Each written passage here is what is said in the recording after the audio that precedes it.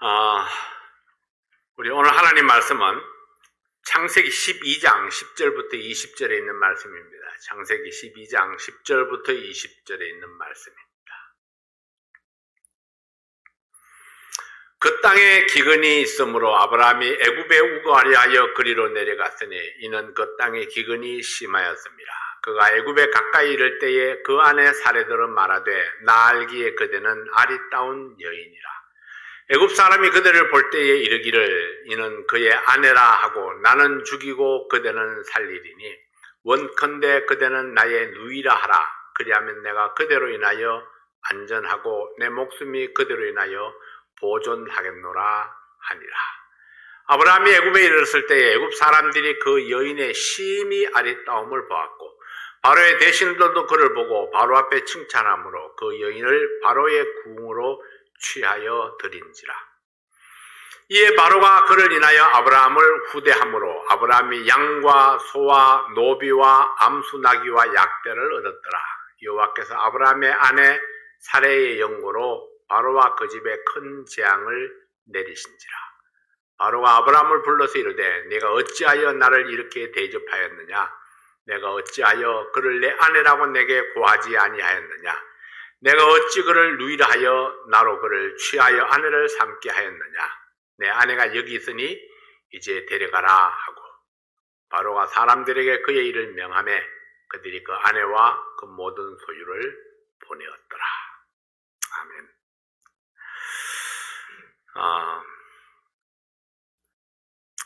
하나님이 약속하신 축복의 땅에도 고난이 있었습니다. 이 세상 어디에도 안전지대가 없고 완벽한 환경은 없습니다. 하나님께서 축복하시는 땅에도 사탄의 역사는 끊이지 아니합니다. 하나님을 대적하고 하나님의 사람들을 넘어뜨리는 사탄의 역사는 창조 때로부터 지금까지 앞으로 주님 오실 때까지 이것은 계속될 것입니다. 이러한 사탄의 역사를 물리치고 승리할 수 있는 비결은 무엇일까요? 대적의 공격이 확실하다면 우리는 그 대적을 이길 수 있도록 항상 예비된 삶을 살아야 할 것입니다. 첫 번째로 그 예비된 삶을 위해서 우리는 바른 길을 찾는 지혜가 필요합니다. 창세기 12장 10절 말씀에 보면은 그 땅에 기근이 있으므로 아브라함이 애굽에 우거하려 하여 그리로 내려갔으니 이는 그 땅에 기근이 심하였습니다. 아브라함이 가족들을 데리고 가나안 땅에 도착했습니다. 하나님께서 약속하신 땅에 장막을 쳤습니다. 그리고 하나님을 위해서 단을 쌓고 그리고 하나님께 경배를 드렸습니다. 하나님께서 약속하신 땅으로 와서 하나님께 단을 쌓고 하나님을 경배하며 믿음의 삶을 이제 시작을 했습니다. 오직 하나님 한 분만을 믿고 가나안 땅으로 옮겨왔고 믿음으로 시작한 삶입니다. 날마다 하나님의 이름을 부르며 하나님만 바라보았습니다. 초창기 이제 아브라함의 모습이죠. 창세기 12장 8절 9절 말씀에 보면은 여호와를 위하여 단을 쌓고 여호와의 이름을 부르더니 점점 남방으로 옮겨갔더라. 이 여호와의 이름을 부르더니 여호와의 이름을 불렀다는 것은 하나님께 기도하고 하나님께 묻고 하나님께 도움을 청하고 이 하나님을 의지하며 살았다는 것입니다. 그러나 여호와의 이름을 부르더니 이 말은 계속 그렇게 산 것이 아니라 점점 변해갔더라 하는 것입니다. 이름을 부르더니 어느 때부터인가 점점 줄어들어서 점점 부르지 않게 되었다는 얘기죠. 점점 자기 생각이 많아졌고 여호와의 이름을 부르는 것이 줄어갔습니다.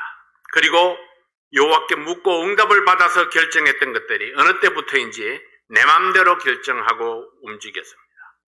그 결과로 점점 남방으로 옮겨갔습니다. 점점 남방으로 옮겨갔다. 조금씩 옮겨간 겁니다.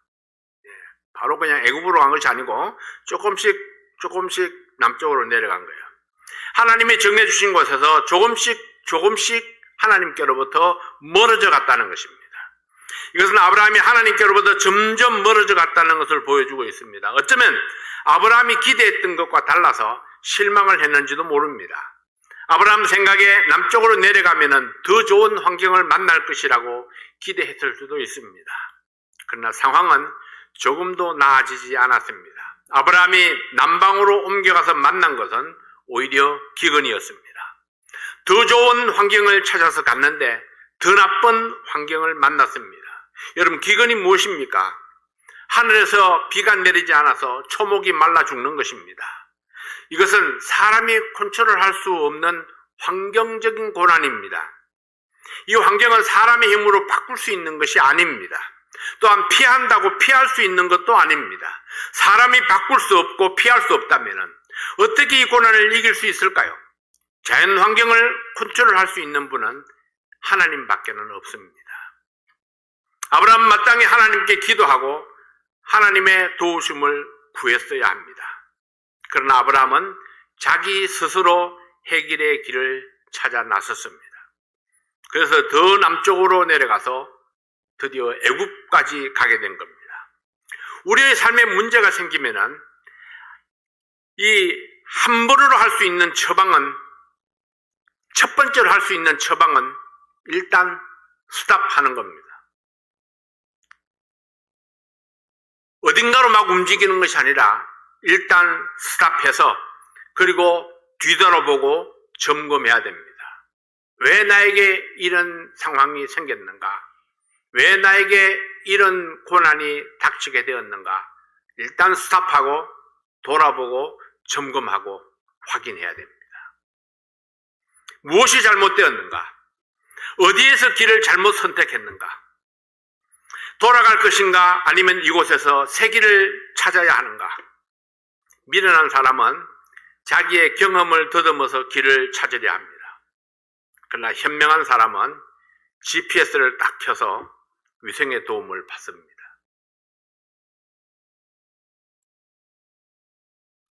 모든 장애물을 넘어서 GPS가 무엇입니까?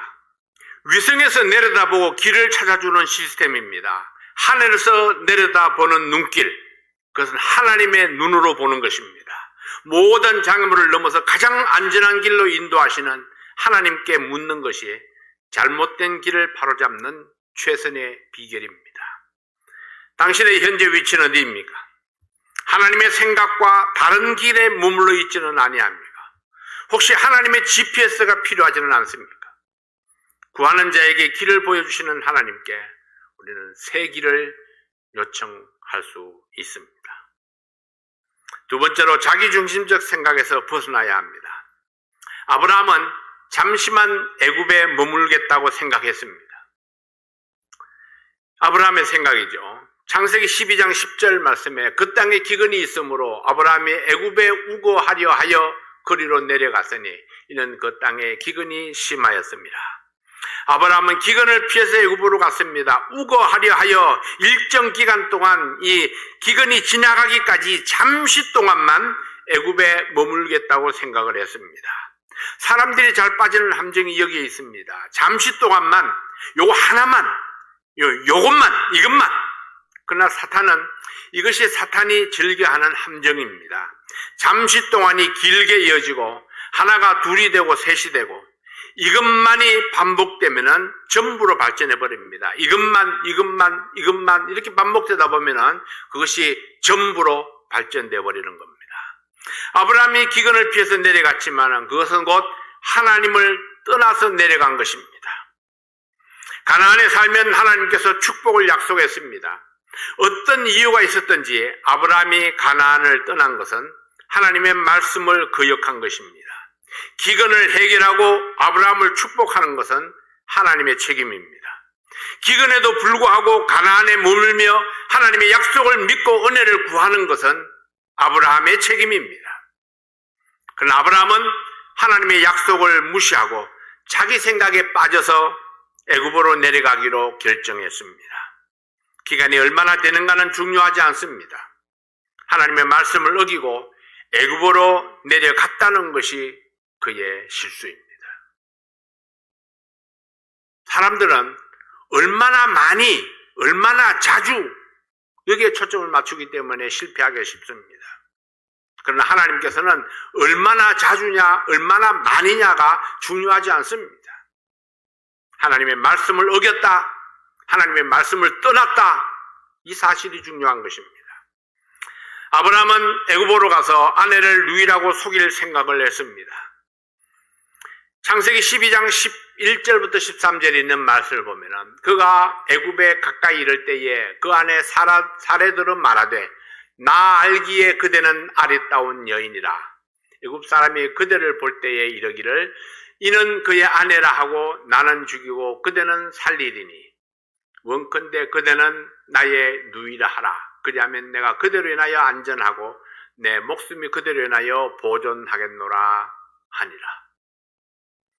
자, 아브라함이 한 이 말들을 보면요, 전부 아브라함의 머릿속에서 나온 생각들입니다. 아브라함이 상상의 날개를 펴는 겁니다.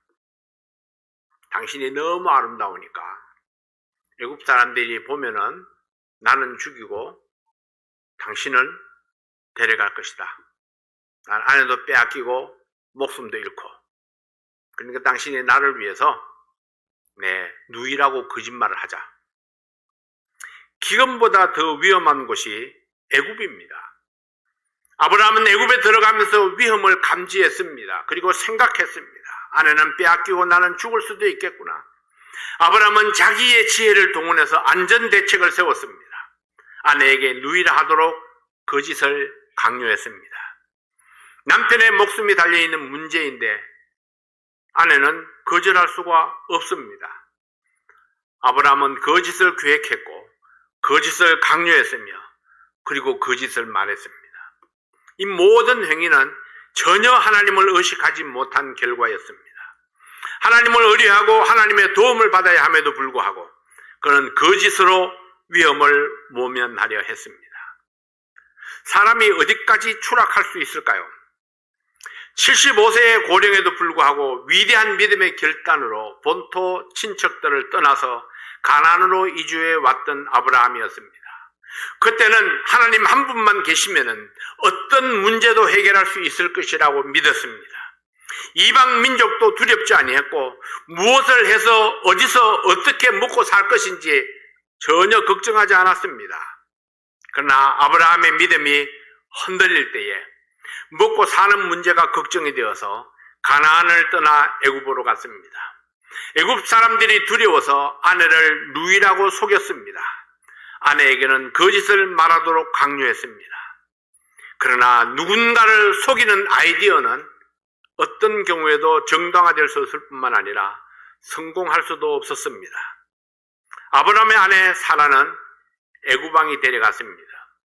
아내를 삼았다 이러는 거 보면요, 애굽왕이 아내로 데려간 겁니다. 아브라함은 아내로 인해서 큰 부를 얻었습니다. 그냥 속된 말로 하면은 부인 팔아서 부자 된 겁니다. 창세기 12장 14절부터 있는 말씀에 보면은 아브라함이 애굽에 이르렀을 때에 애굽 사람들이 그 여인의 심히 아름다움을 보았고 바로의 대신들도 그를 보고 바로 앞에 칭찬하므로 그 여인을 바로의 궁으로 취하여 드린지라. 이에 바로가 그를 인하여 아브라함을 후대하므로 아브라함이 양과 소와 노비와 암수 나귀와 약대를 얻었더라. 아내를 빼앗기고 부자가 된 아브라함은 얼마나 행복했을까요? 아브라함이 얻은 물질은 뼈를 녹이는 아픔이 되었을 것입니다. 바로왕에게 불려간 아내가 걱정이 되어서 잠시도 평안하지 못했을 것입니다. 수많은 양과 소와 나귀와 약대 그리고 노비가 있은들 무슨 소용입니까? 애굽에 와서 아내를 빼앗긴 것을 생각하면 도저히 자신을 용서할 수 없었을 것입니다. 여러분, 우리의 삶에 위기가 왔을 때에 하나님을 배제한 결정은 매우 위험합니다.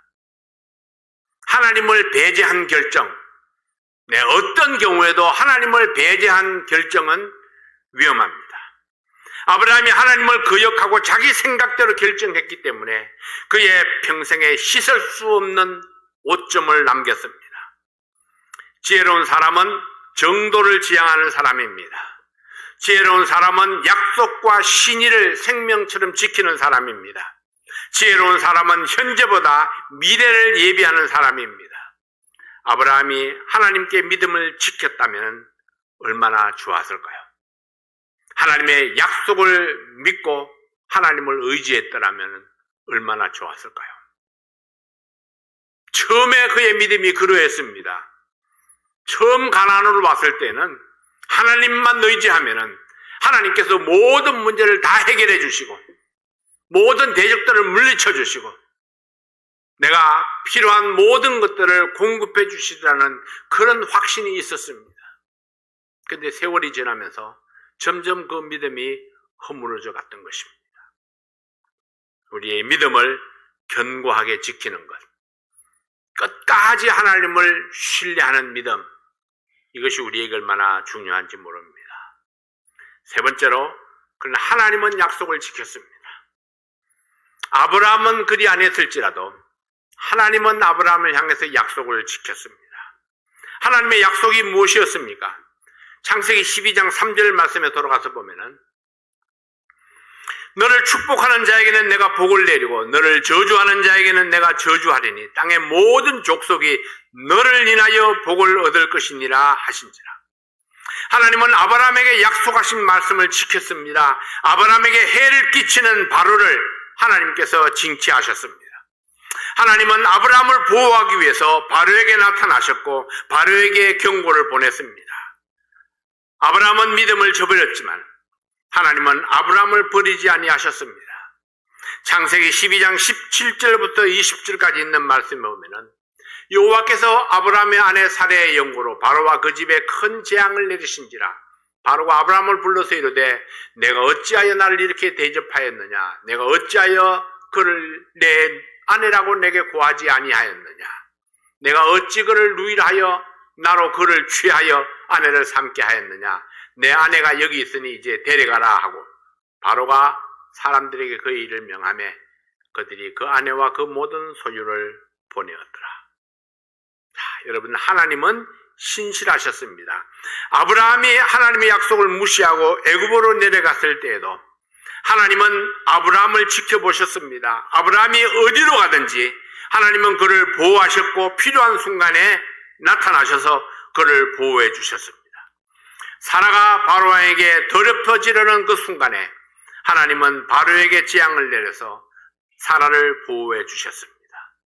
신명기 7장 9절 말씀에 보면은 그런즉 너는 알라 오직 내 하나님 여호와는 하나님이시요 신실하신 하나님이시라. 그를 사랑하고 그 계명을 지키는 자에게는 천대까지 그 언약을 이행하시며 인애를 베푸시되. 이것이 하나님입니다. 신실하신 하나님, 하나님을 사랑하고 계명을 지키는 자에게는 천대까지 언약을 이행하시고 인애를 베푸시는 하나님. 훗날 모세도 하나님의 신실하심을 백성들에게 이렇게 선포했던 것입니다. 하나님을 사랑하고 계명을 지키는 자에게는 천대까지 언약을 베푸시는 이행하시는 하나님이시다. 아브라함은 하나님의 언약을 버리고 애굽으로 내려갔음에도 불구하고 하나님은 신실하게 약속을 지키셔서 하나님의 인애가 얼마나 크시고 그 은혜가 얼마나 풍성한 것인가를 나타내 주셨던 것입니다. 하나님은 아브라함에게 은혜를 입게 했습니다. 아브라함이 바로에게 부끄러움을 당했고 아내를 잃을 뻔했지만은 하나님은 충분한 보상을 받게 하셨습니다. 바로의 물질적 보상을 통해서 아브라함이 미련 없이 가나안으로 돌아갈 수 있도록 해주셨습니다. 아브라함의 애굽행은 부끄러운 결정이었지만은 하나님은 그에게 은혜를 베풀어 주셨습니다. 하나님의 말씀에 인생을 걸고 헌신했던 아브라함도 갑자기 닥친 기근에 밀려서 애굽으로의 그 유혹에 무너지고 말았습니다. 그러나 기근은 하나님의 손 안에 있습니다. 고난은 지나가는 것입니다. 코로나 바이러스로 인해서 세계가 몸살을 앓고 있습니다. 왜 무엇이 이런 환란을 불렀는지 알 수 없지만은 분명한 것은 이것도 지나갈 것입니다. 아까 잠시 뉴스를 봤더니 이 변종 바이러스로 인해서 굉장히 사람들이 그 염려를 많이 하는데, 변종 바이러스로 인해서 중증 환자가 1%도 되질 않습니다. 0. 몇 퍼센트.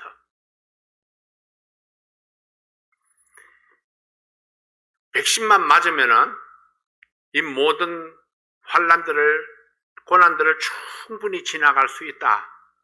그렇게들 내다보고 있습니다. 오늘 어떤 교회 목사님과 통화를 했는데, 교회는 어떻습니까? 했더니, 우리는 그동안에 2번밖에 예배를 쉬지 않았습니다.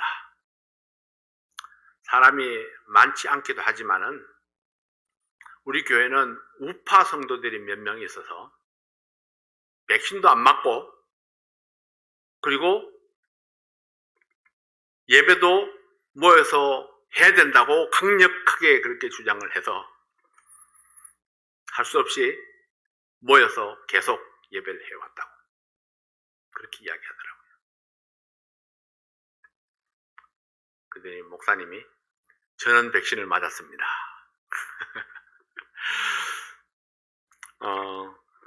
근데 백신을 안 맞는 것이 그것이 잘하는 것이라고 생각하는 사람들이 굉장히 많이 있습니다.